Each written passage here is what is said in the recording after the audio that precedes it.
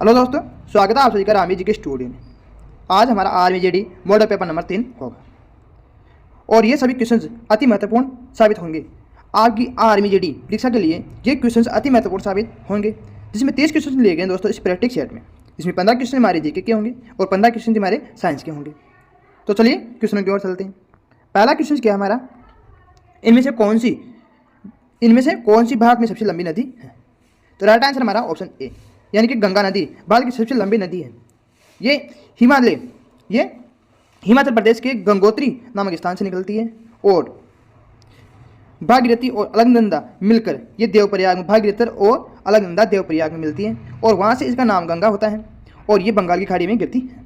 इसकी लंबाई की बात करें दोस्तों तो इसकी लंबाई होती है 2525। इसकी लंबाई 2525। तो हमारा राइट आंसर क्या है? ऑप्शन ए, यानी कि गंगा नदी, जिसकी लंबाई है 2525। ये भारत की सबसे लंबी नदी है। अगला क्वेश्चन हमारा क्वेश्चन नंबर 2। स्वतंत्र भारत की पहली महिला गवर्नर कौन थी? स्वतंत्र भारत की पहली महिला गवर्नर कौन थी? तो राइट आंसर हमारा ऑप्शन सी, यानी कि सरोजिनी नायडू, जो स्वतंत्र भारत की पहली महिला गवर्नर थी और इसके साथ ही ये पहली महिला राज्यपाल भी थी। ये 15 अगस्त 1947 से लेकर और 2 मार्च 1949 तक उत्तर प्रदेश की राज्यपाल रह चुकी है। तो हमारा राइट आंसर है ऑप्शन सी, यानी कि सरोजिनी नायडू, जो स्वतंत्र भारत की पहली महिला गवर्नर रह चुकी है। अगला क्वेश्चन हमारा क्वेश्चन नंबर 3। अंतर्राष्ट्रीय न्यायालय के पहले अध्यक्ष नियुक्त किए जाने वाले भारतीय कौन है? अंतर्राष्ट्रीय न्यायालय के पहले अध्यक्ष चुने जाने वाले भारतीय कौन है? तो राइट आंसर हमारा ऑप्शन ए, यानी कि Nagendra Singh. Right answer option A, न्यायमूर्ति नागेंद्र सिंह अंतर्राष्ट्रीय न्यायालय के अध्यक्ष चुने जाने वाले पहले भारतीय थे। इनके कार्यकाल की बात करें दोस्तों तो सन 1985 लेकर सन 1988 तक ये अपने पद पर रहे थे। सन 1985 से लेकर सन 1988 तक ये अपने कार्यकाल पर रहे थे। अंतर्राष्ट्रीय न्यायालय की बात करें तो इसका मुख्यालय है दोस्तों हेग, नीदरलैंड में इसका मुख्यालय है। अंतर्राष्ट्रीय न्यायालय का मुख्यालय कहाँ है? हेग, नीदरलैंड में स्थित है। अगला क्वेश्चन हमारा क्वेश्चन नंबर 4। आनंद मठ किसने लिखी थी? आनंद मठ किसने लिखी थी? तो राइट आंसर हमारा ऑप्शन ए, यानी कि बंकिम चंद्र चट्टोपाध्याय ने आनंद मठ लिखी थी। ये दोस्तों एक बंगाल यानी कि बांग्ला भाषा का एक उपन्यास है। आनंद मठ क्या है? एक बांग्ला भाषा का उपन्यास है। अगला क्वेश्चन हमारा क्वेश्चन नंबर 5। आर्य समाज के संस्थापक कौन थे? आर्य समाज के संस्थापक कौन थे? तो राइट आंसर हमारा ऑप्शन डी, स्वामी दयानंद सरस्वती, जो आर्य समाज के संस्थापक थे और आर्य समाज की स्थापना सन 1875 मुंबई में की थी। स्वामी दयानंद सरस्वती के द्वारा 1875 में आर्य समाज की स्थापना की गई। 1875। बात करें हम ब्रह्म समाज की और आत्मी सभा, तो ब्रह्म समाज और आत्मी सभा की स्थापना भी राजा राम मोहन राय द्वारा की गई थी। ब्रह्म समाज और आत्मी सभा की स्थापना भी राजा राम मोहन राय ने की थी।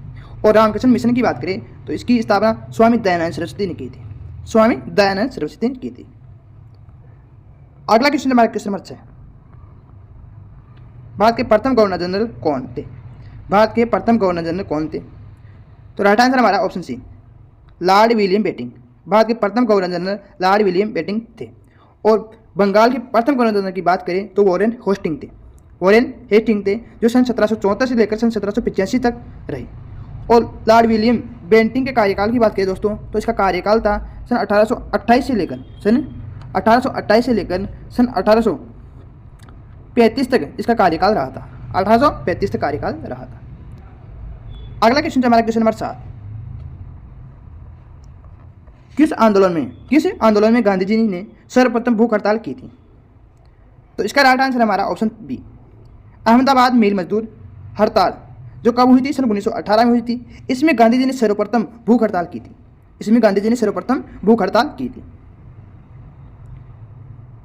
तो राइट आंसर हमारा ऑप्शन बी। अगला क्वेश्चन है क्वेश्चन नंबर 8। बांग्लादेश को किस देश से स्वतंत्रता मिली?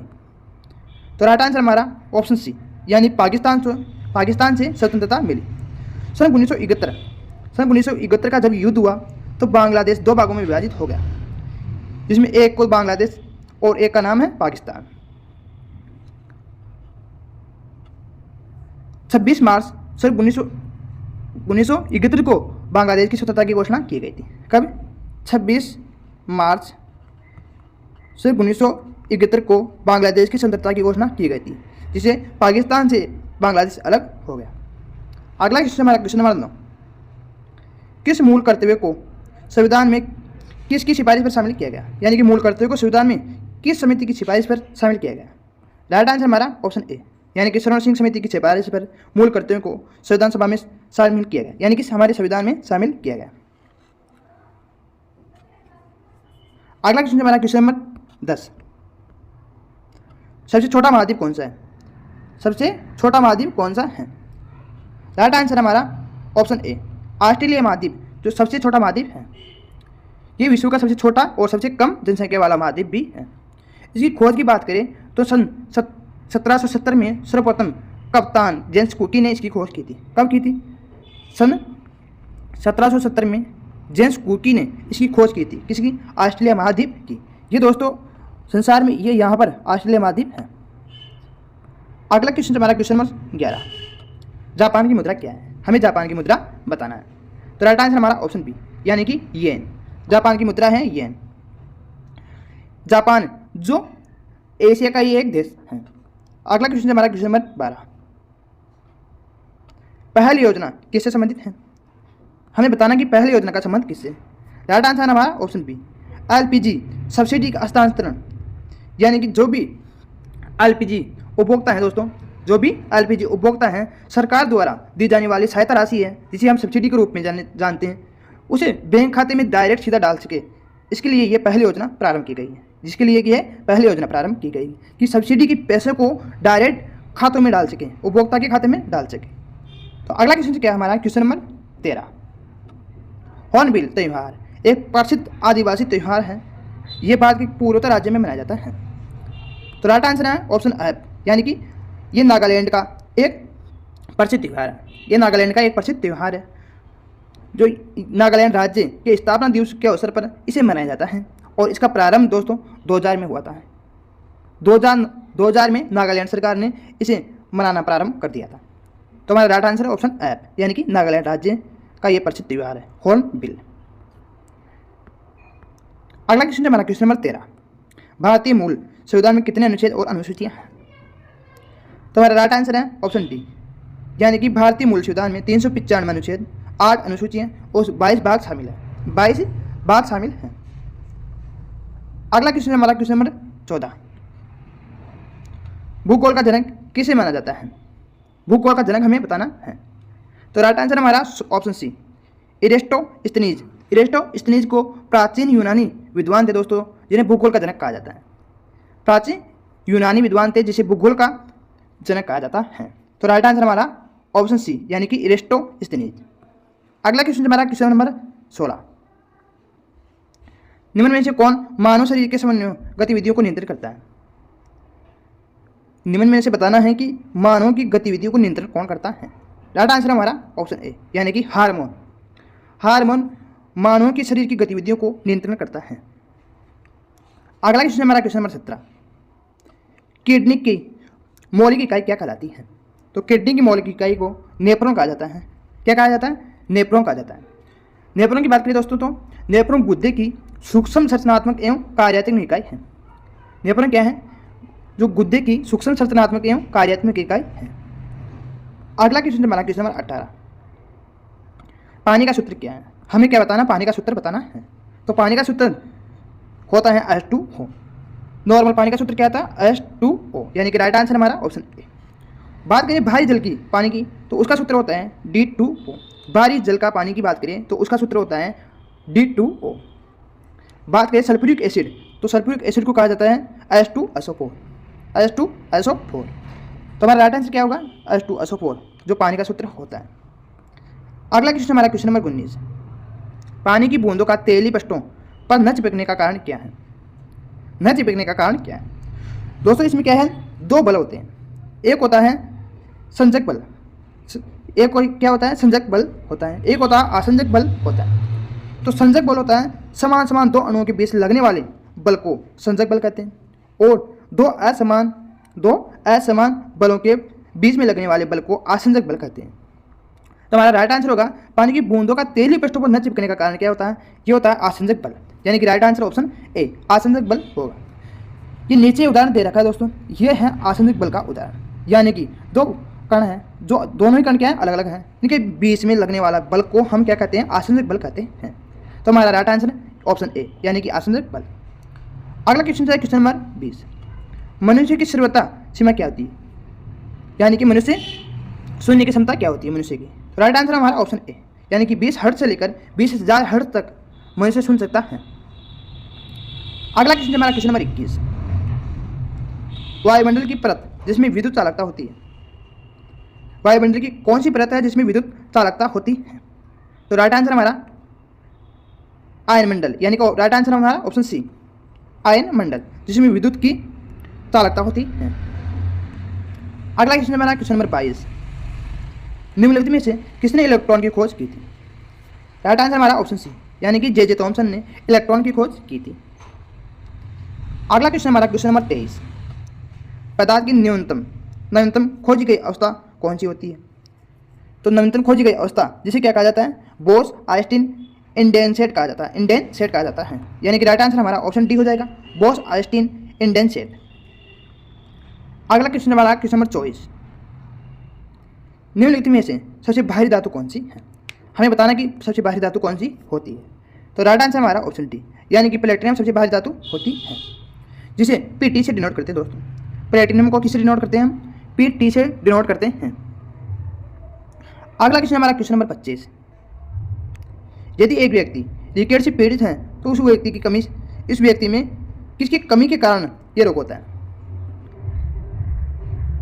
तो हमारा राइट आंसर क्या होगा, ऑप्शन बी, यानी कि विटामिन डी की कमी से ये रोग होता है। राइट आंसर ऑप्शन बी, यानी कि विटामिन डी की कमी से ये रोग होता है।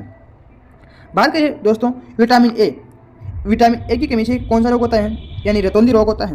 विटामिन ए की कमी से कौन सा होता है, रतौंधी रोग होता है। विटामिन बी की कमी से होता है हमें बेरी रोग होता है।